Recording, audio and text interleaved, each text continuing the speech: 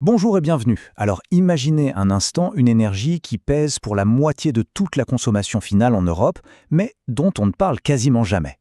Non, ce n'est pas l'électricité ni même les transports. C'est une force invisible qui circule juste là, sous nos pieds. Aujourd'hui, on va justement lever le voile sur cette part un peu méconnue, mais absolument cruciale de notre transition énergétique, les réseaux de chaleur urbains. Allez, on va aller droit au but avec une question toute simple mais essentielle. De tout ce qui nous demande de l'énergie au quotidien, qu'est-ce qui arrive vraiment en tête et de très loin? Est-ce que ce sont nos appareils électriques, le carburant qu'on met dans nos voitures? Je pense que la réponse va en surprendre plus d'un. Et oui, la réponse, c'est la chaleur. Le chauffage de nos logements, l'eau chaude sanitaire, les processus dans l'industrie, c'est de loin notre plus gros poste de consommation d'énergie. Et le problème, c'est que cette chaleur, elle est encore produite en très grande majorité avec des énergies fossiles. On peut vraiment le voir comme le géant endormi de la transition énergétique. Et c'est précisément là que se trouve le grand défi. Notre dépendance aux énergies fossiles importées, non seulement ça nous expose à des prix qui font le yo-yo, mais c'est aussi une source énorme d'émissions de gaz à effet de serre. L'obstacle principal, on ne va pas se le cacher, c'est souvent le coût de départ pour les infrastructures. Pourtant, décarboner la chaleur, ce n'est plus une option, c'est une nécessité, que ce soit pour notre souveraineté énergétique ou pour le climat. Mais face à ce défi qui peut paraître colossal, il existe une solution qui est à la fois élégante, super efficace et en plus déjà largement déployée. C'est ce qu'on appelle la solution collective, les fameux réseaux de chaleur urbains. C'est une approche qui change complètement la façon de penser le chauffage, non plus à l'échelle d'une maison, mais à celle de tout un territoire. Alors, un réseau de chaleur, qu'est-ce que c'est exactement? L'image la plus simple, c'est celle d'un chauffage central, mais à l'échelle d'une ville. Au lieu d'avoir des milliers de chaudières individuelles, une ou plusieurs grosses chaufferies très performantes produisent la chaleur. Et ensuite, cette chaleur est distribuée grâce à un réseau de tuyaux souterrains. C'est tout simplement la mutualisation de la production et de la distribution. Et attention, on ne parle pas du tout d'une technologie futuriste ou expérimentale. En réalité, en France, on compte déjà plus de 1000 réseaux de chaleur qui tournent tous les jours. C'est une infrastructure qui est déjà là, robuste, éprouvée et qui est prête à être déployée encore plus massivement. Et voilà à quoi ça peut ressembler le cœur d'un de ces systèmes.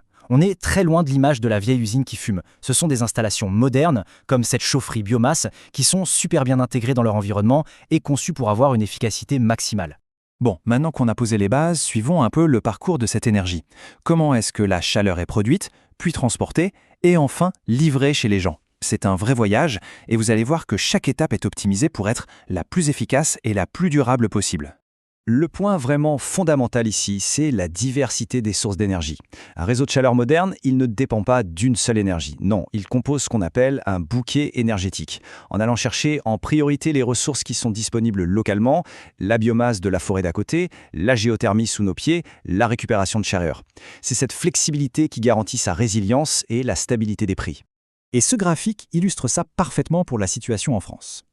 En 2023, tenez-vous bien, plus de 66%, donc plus des 2/3, de l'énergie qui alimentait les réseaux de chaleur venait déjà de sources renouvelables et de récupération. La biomasse et la valorisation des déchets sont les deux grands piliers. Ça montre bien que le secteur est déjà très avancé dans son verdissement.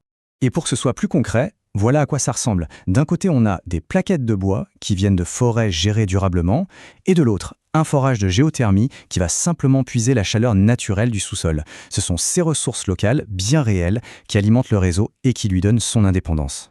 Le processus, il est assez simple et se fait en 3 temps. D'abord, la production, centralisée. Ensuite, la distribution. L'eau très chaude circule dans un premier réseau, une sorte d'autoroute de la chaleur souterraine. Et enfin, la livraison. Au pied de chaque immeuble, il y a une sous-station qui est juste un échangeur de chaleur. Elle transfère les calories au réseau de l'immeuble sans qu'il y ait de mélange d'eau. C'est simple et efficace. La technologie de ces tuyaux est absolument essentielle. Ils sont dotés d'une isolation super performante et de systèmes qui détectent la moindre fuite. Tout ça, ça garantit des pertes de chaleur vraiment minimes, même sur des kilomètres. L'efficacité, c'est vraiment le maître mot. Ok, tout ça c'est techniquement assez impressionnant.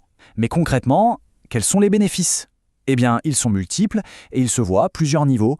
C'est bon pour l'environnement bien sûr, mais aussi pour le portefeuille et pour la vie locale. D'un point de vue environnemental, le fait de tout centraliser permet de mieux traiter les fumées et de réduire massivement les émissions de CO2. Économiquement, comme on utilise des ressources locales, les réseaux protègent les usagers des folles variations des marchés mondiaux de l'énergie. Et enfin, socialement, ça crée des emplois qu'on ne peut pas délocaliser et ça renforce notre indépendance énergétique à tous. Et voici un avantage très concret pour le portefeuille. Quand un réseau de chaleur est alimenté à plus de 50% par des énergies vertes, la facture bénéficie d'un taux de TVA réduit à 5,5%. C'est un signal prix qui est très fort et qui pousse à rendre les bouquets énergétiques toujours plus verts. Cette citation du rapport Panorama de la chaleur renouvelable résume ça à la perfection. On ne parle pas seulement d'énergie, on parle d'un vrai projet de territoire qui dynamise l'économie locale et qui protège les habitants. Mais attention, cette technologie n'est pas du tout figée dans le temps. Elle évolue en permanence. Et ce qui nous attend pour le futur est encore plus passionnant. Les réseaux de chaleur sont en train de devenir de véritables systèmes nerveux énergétiques pour nos villes. On est en train de vivre une vraie révolution.